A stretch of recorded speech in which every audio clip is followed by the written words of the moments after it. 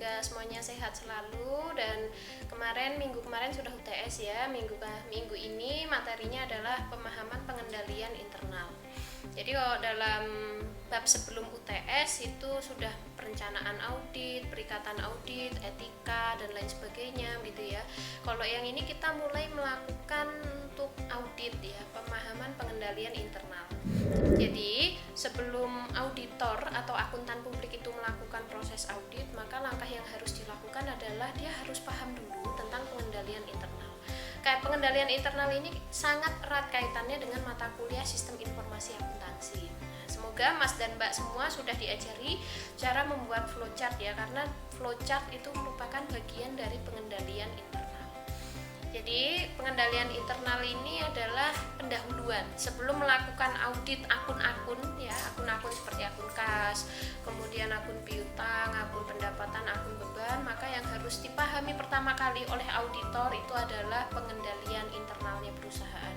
Karena ketika pengendalian internal sebuah perusahaan itu sudah dirasa tidak efektif, maka bisa saja auditor menyudahi atau memutuskan untuk tidak melanjutkan ke proses substantif.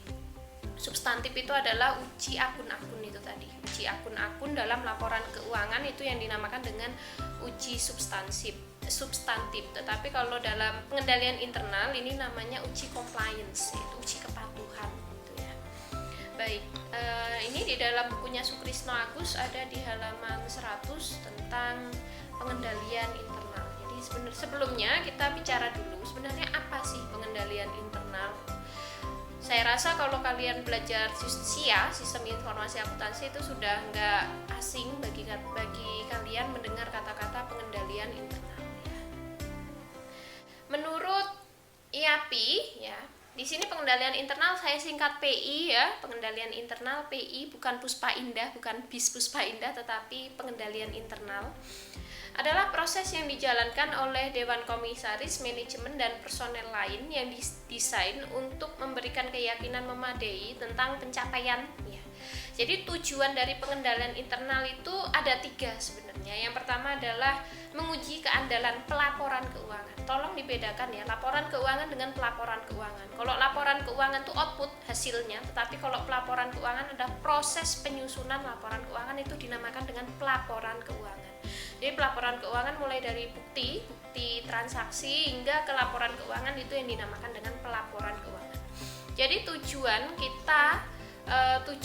adanya pengendalian internal adalah untuk mencapai 3 tujuan. Yang pertama adalah menjamin keandalan pelaporan keuangan, yang kedua adalah menjamin efektivitas dan efisiensi operasi, yang ketiga adalah menjamin kepatuhan terhadap hukum maupun peraturan yang berlaku. Jadi ada 3 itu. Nah, menurut bukunya Sukrisno Agus di sini, pengendalian internal ini ya, terdapat 5 komponen yang saling terkait. Yang pertama adalah lingkungan pengendalian, yang kedua penaksiran resiko, yang ketiga adalah aktivitas pengendalian, yang keempat informasi dan komunikasi, yang kelima adalah pemantauan. Baik, kita kupas satu persatu. Jadi ada 5 komponen yang saling mendukung pengendalian internal. Yang komponen pertama adalah lingkungan pengendalian. Jadi bagaimana artinya lingkungan pengendalian di sini adalah bagaimana lingkungan itu bisa menciptakan situasi yang kondusif gitu ya. Situasi yang mendukung terlaksananya pengendalian internal tersebut. Jangan sampai ada pengendalian internal tetapi tidak didukung oleh lingkungan pengendalian yang baik. Ya, contoh misal ada pengendalian internal tetapi lingkungan perusahaannya itu ya tidak patuh, kemudian memang sudah terbentuk mindset bahwasannya tidak tepat waktu dalam menjalankan segala sesuatunya.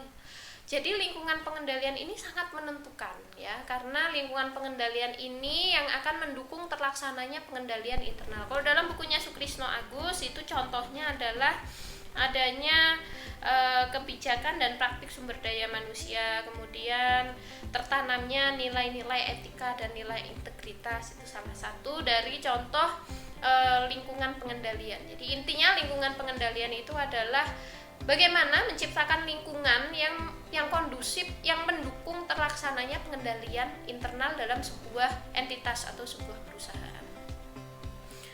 Kemudian yang kedua adalah penaksiran resiko ya.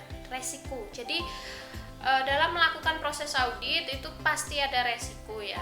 Tidak bisa kita menghilangkan resiko menjadi 0% itu mustahil, tidak bisa. Yang bisa kita lakukan adalah meminimalisir resiko. Penaksiran resiko, kenapa sih harus kita menaksir resiko? Karena begini, dalam perjalanan pengendalian internal ini memang kita berharapnya adalah sesuai dengan tujuan. Misalnya kita membuat pengendalian internal, tujuannya adalah supaya tidak terjadi resiko kecurangan, supaya mengurangi resiko kesalahan gitu. Tetapi dalam perjalanannya pasti akan ada hal-hal yang tidak diinginkan atau hal-hal negatif gitu. Kalau dalam buku Sukrisno Agus itu dikatakan bahwasanya ada faktor intern dan ekstern yang secara negatif gitu ya, secara negatif yang mempengaruhi proses pelaporan keuangan menjadi tidak sesuai dengan asersinya manajemen. Jadi penaksiran resiko ini tujuannya adalah karena mengantisipasi bahwasanya dalam perjalanan penyusunan pelaporan keuangan itu ada hal-hal negatif yang tidak diinginkan, makanya di awal ditaksir dulu resikonya ya. Resiko bawaan. Nah, ini diberi contoh di sini, misalnya resiko itu timbul karena apa? Biasanya karena ada hal-hal yang baru seperti personil baru, adanya teknologi baru yang diterapkan, kemudian di sini adanya standar akuntansi baru yang baru diterapkan di perusahaan ini, kemudian ada lagi karena adanya aktivitas baru, lini produk baru gitu ya. Jadi semua hal yang bersifat baru itu bisa saja mengindikasikan terjadinya resiko ya, sehingga di sini harus ditaksir dulu, penaksiran resiko. Baik. Kemudian kalau sudah tahu kira-kira resiko apa saja yang akan terjadi, maka ditindaklanjuti dengan aktivitas pengendalian. Nah, di sini adalah menjawab bahwasanya resiko-resiko yang mungkin timbul tadi, bagaimana caranya perusahaan untuk mengendalikan resiko-resiko itu. Di sini aktivitas pengendalian adalah kebijakan atau prosedur yang membantu memastikan bahwa arahan manajemen dilaksanakan. Ini membantu memastikan bahwa resiko yang tadi sudah ditaksir itu bisa kita minimalisir. Tujuannya itu dalam aktivitas pengendalian. Nah, bagaimana contohnya? Contohnya aktivitas pengendalian adalah melakukan review terhadap kinerja. Di sini juga ada pemisahan tugas, bahwasanya dalam SIA itu kalian pasti nggak asing dengan pemisahan tugas, karena apabila terjadi rangkap tugas maka resiko akan semakin besar. Jadi aktivitas pengendaliannya untuk mengurangi tindakan kecurangan, tindakan kesalahan, maka sebaiknya adanya pembagian tugas ya, job desk yang jelas, kemudian review. Kemudian di sini ada pengendalian fisik. Fisik ini biasanya berkaitan dengan persediaan ya, pengendalian fisik persediaan, pengendalian pengolahan informasi. Jadi sudah lingkungan pengendalian, bagaimana caranya menciptakan situasi yang mendukung terlaksananya pengendalian internal tersebut, kemudian kita bisa menaksir resiko, kemudian bisa meminimalisir taksiran resiko itu dengan aktivitas pengendalian. Yang selanjutnya adalah informasi dan komunikasi. Apa sih yang diinformasikan? Yang diinformasikan di sini adalah sistem pelaporan keuangannya.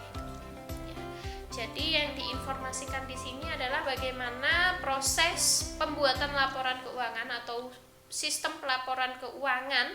Dalam SIA itu kalian kan sebenarnya mempelajari tentang sistem pelaporan keuangan dan mengkomunikasikan. Nah, komunikasi di sini mencakup penyediaan suatu pemahaman tentang peran dan tanggung jawab individual berkaitan dengan pengendalian internal terhadap pelaporan keuangan. Jadi misal dalam pelaporan keuangan, siapa yang bertanggung jawab atas A, siapa yang bertanggung jawab atas B. Nah, itu pengkomunikasian itu yang dimaksud dengan komunikasi. Pengkomunikasian pemahaman tentang peran dan tanggung jawab ya. Peran dan tanggung jawab berkaitan dengan pengendalian internal dalam proses pelaporan keuangan ya. Jadi sebenarnya tujuan pelaporan keuangan itu menjamin proses pelaporan keuangan dari awal sampai akhir. Ingat ya, pelaporan keuangan tadi adalah proses menyusun laporan keuangan mulai dari bukti transaksi hingga terbentuknya laporan keuangan. Yang terakhir adalah pemantauan ya. Sekali lagi, karena tidak ada hal yang sempurna, maka terus dilakukan perbaikan. Nah, perbaikan dalam 5 komponen pengendalian internal ini adalah tahap pemantauan. Jadi pemantauan adalah penentuan kualitas sepanjang waktu gitu ya. Jadi terus dilakukan evaluasi, dipantau apa saja kekurangannya, maka harus diperbaiki dari hasil evaluasi tersebut. Baik, jadi saya sudah menjelaskan tentang definisi pengendalian internal, kemudian tujuannya apa tadi sudah dijelaskan, kemudian terdapat 5 komponen dalam pengendalian internal yang saling terkait ya, mulai dari lingkungan, penaksiran, aktivitas pengendalian, informasi komunikasi, dan yang terakhir adalah pemantauan untuk perbaikan secara terus-menerus. Nah, ini hubungan pengendalian internal dengan ruang lingkup pemeriksa. Seperti yang saya katakan di awal tadi, bahwasanya ketika seorang auditor atau akuntan publik meyakini bahwasanya pengendalian internal dalam sebuah perusahaan atau dalam entitas itu kurang baik atau mungkin dikatakan sangat tidak baik, maka bisa saja dia memutuskan untuk tidak melanjutkan ke pemeriksaan substantif ya. Jadi tidak melanjutkan ke pemeriksaan akun-akun. Jadi kalau dalam audit itu sebenarnya ada tahapannya, itu adalah pemahaman dulu tentang pengendalian internal. Jadi setelah perikatan antara klien dengan auditornya, maka yang dilakukan selanjutnya adalah auditor harus memahami standar pengendalian internal atau SPI dalam sebuah entitas maupun perusahaan.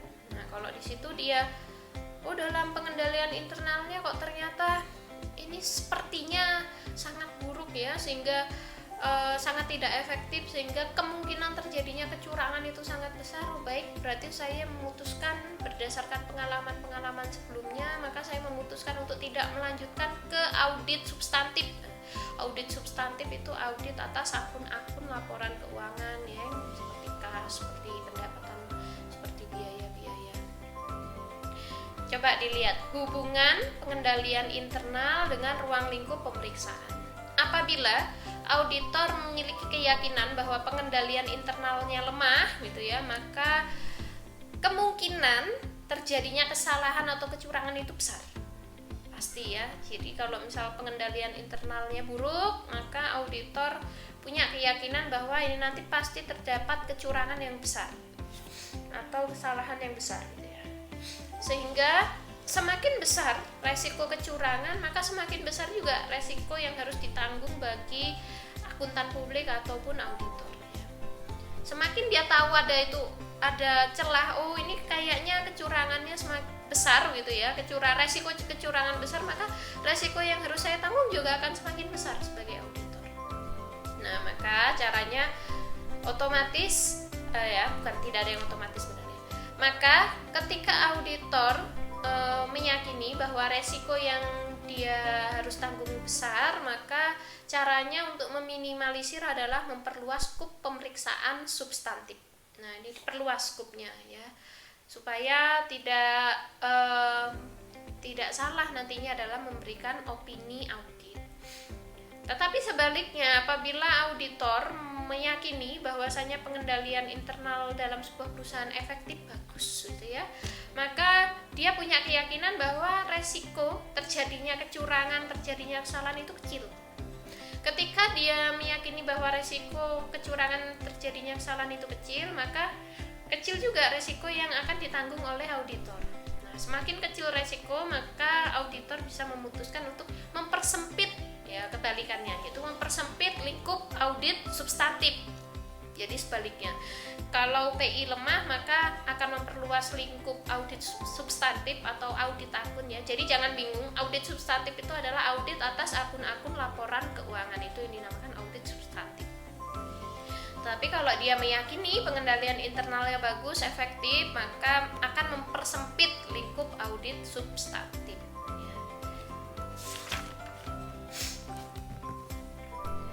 Seperti Mas dan Mbak misalnya mengetahui ada anak, kita lihat dari cara belajarnya, mungkin tekun setiap malam belajar gitu ya, maka Mas dan Mbak pasti bisa tahu kira-kira resiko untuk tidak bisa mengerjakan kecil kan begitu.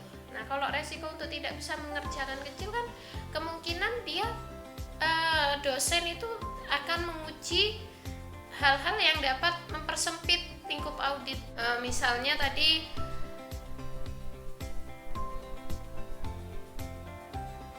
Oke, baik. Misal begini, ketika seorang mahasiswa yang saya uji, saya tahu mahasiswa itu rajin, saya tahu mahasiswa itu aktif di kelas gitu ya. Maka saya meyakini bahwasannya anak ini bisa mengerjakan tes ini, mengerjakan suatu tes yang akan saya berikan. Maka keputusan saya adalah saya tidak akan memberikan semua tes dalam bab. Misalnya ada 16 bab, maka saya tidak akan mengujikan ke 16 bab tersebut, tetapi mungkin hanya 3 bab dari 16 bab itu. Nah, sebaliknya kalau misalnya saya tahu anak ini nggak aktif, anak ini jarang masuk, mungkin tidak aktif dalam mengikuti perkuliahan saya, maka saya sudah underestimate dulu gitu ya. Ini berarti bisa nggak ya menyelesaikan soal-soal ujian yang akan saya berikan. Maka keputusan saya adalah ya saya berikan semua. Misalnya ada 16 bab, ya akan saya berikan 16 ujian bagi dia gitu. Sama dengan auditor ya. Jadi kalau memang dia sudah meyakini bahwasannya pengendalian internalnya efektif, maka dia akan mempersempit lingkup audit. Nah, ini ya, pemahaman dan evaluasi atas SPI. Jadi dalam proses pemahaman atau pengujian pengendalian internal atau yang kita sebut dengan pengujian compliance, itu artinya patuh gitu ya, pengujian kepatuhan, compliance test, kepatuhan terhadap pengendalian internal, maka yang harus dilakukan auditor adalah mendokumentasikan pemahamannya si auditor terhadap pengendalian internal dalam sebuah perusahaan kliennya. Nah, semakin kompleks pengendalian internal, maka semakin luas juga prosedur yang harus dilaksanakan ya. Jadi semakin banyak pengendalian internal yang diterapkan dalam perusahaan itu, maka semakin banyak juga yang harus dipahami oleh auditor. Semakin banyak juga, semakin kompleks juga luas prosedur yang harus diterapkan oleh auditor untuk memahami pengendalian internal itu. Nah, apabila semakin luas, maka dokumentasi yang harus dilakukan juga akan semakin luas ya. Karena auditor itu harus paham mengenai pengendalian internal dalam sebuah perusahaan. Dia harus benar-benar paham. Misalnya bagaimana sih prosesnya untuk penerimaan kas, bagaimana sistemnya gitu ya, dari bagian apa ke bagian apa, pengendalian internalnya seperti apa, itu dia harus paham. Seorang auditor harus paham. Nah, ini ada tiga cara yang digunakan oleh auditor atau akuntan publik untuk melakukan atau memahami dan mengevaluasi pengendalian internal. Sumber pengendalian internal itu sebenarnya ada 3 ya yang bisa dilakukan oleh auditor untuk menguji kepatuhan atau menguji pengendalian internal. Ada 3 cara yang bisa dilakukan. Yang pertama adalah melalui kuesioner internal pengendalian internal, kuesioner PI ya, kuesioner pengendalian internal atau ICQ, yaitu Internal Controlling Questionnaire. Jadi di situ isinya berupa berupa pertanyaan kuesioner, sebagaimana Mbak dan Mas ketahui kuesioner, jawabannya biasanya ada 3, ya, tidak, dan tidak relevan. Ya, itu apabila memang di perusahaan itu menerapkan pengendalian internal sesuai dengan pertanyaan yang ada di kuesioner. Tidak apabila memang tidak menerapkan pengendalian internal sesuai dengan pertanyaan yang ada di kuesioner. Tidak relevan apabila yang ditanyakan di kuesioner itu tidak sesuai dengan kondisi yang ada di perusahaan, maka jawabannya adalah tidak relevan ya.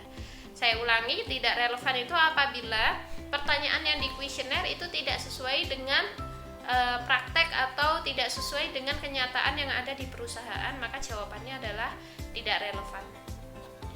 Kuesioner, apakah siapa Bu yang ngisi kuesionernya? Apakah seperti Mas dan Mbak ketika dikasih kuesioner tolong diisi gitu? Enggak ya.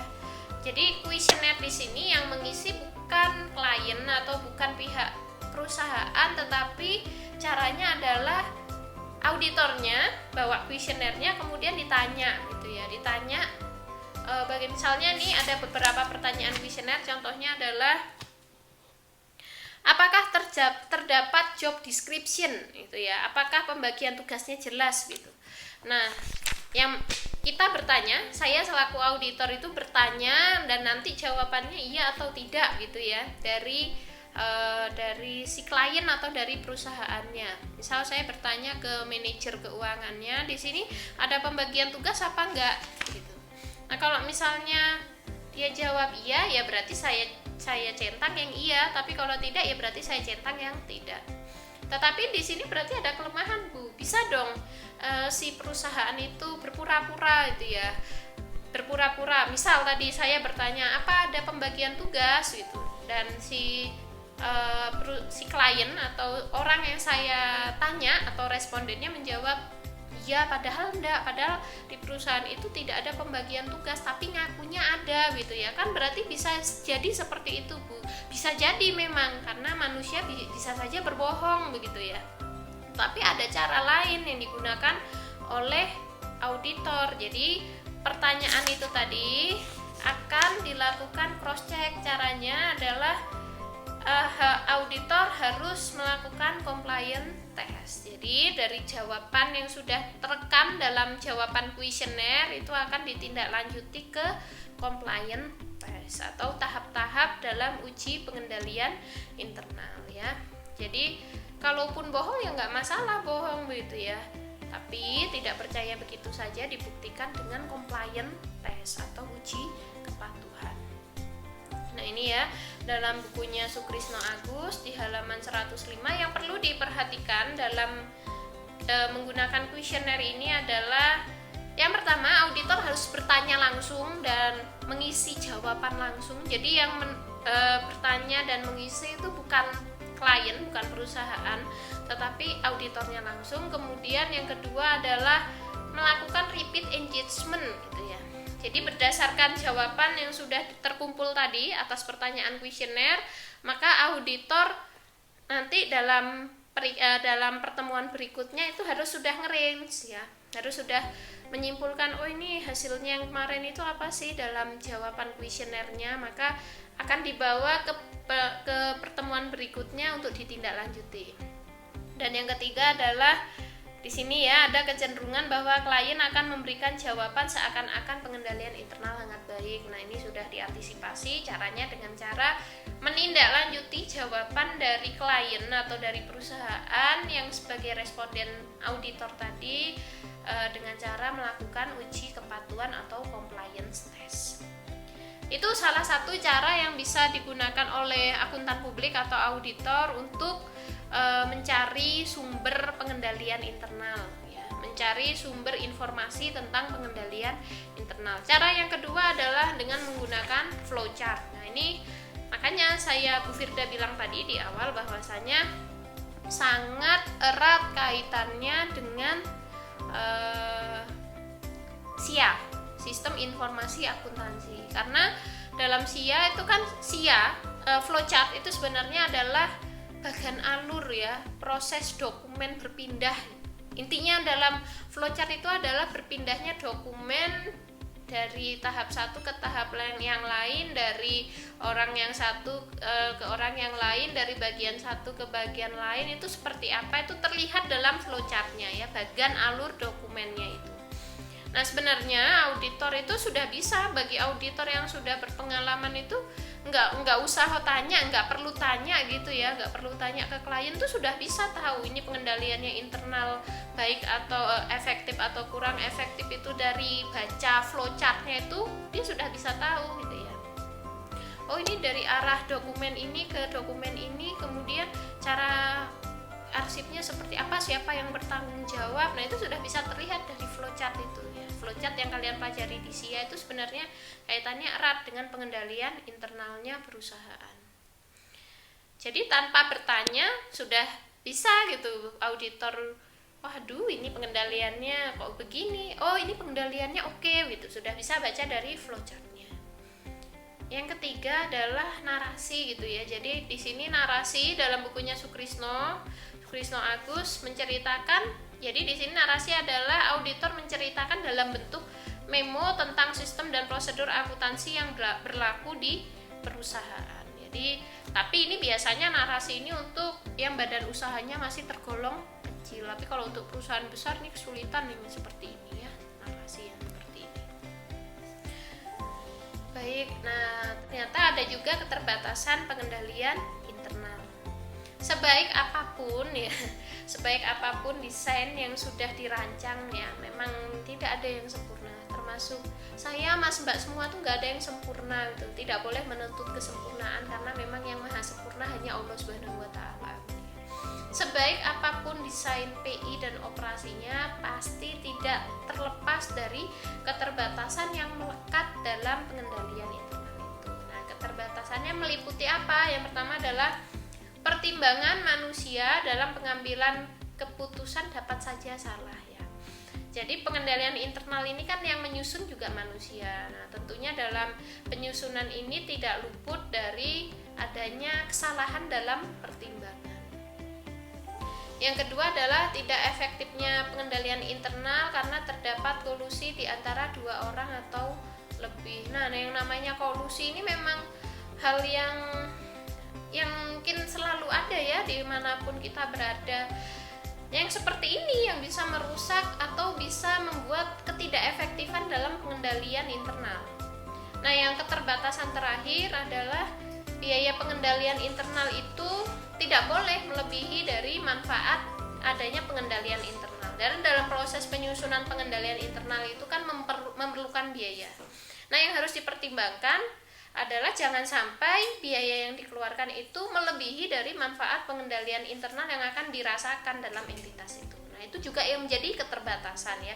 Jangan sampai dirancang sebagus apapun pengendalian internalnya, tetapi manfaatnya nggak sebanding dengan biaya yang dikeluarkan. Jangan sampai seperti itu.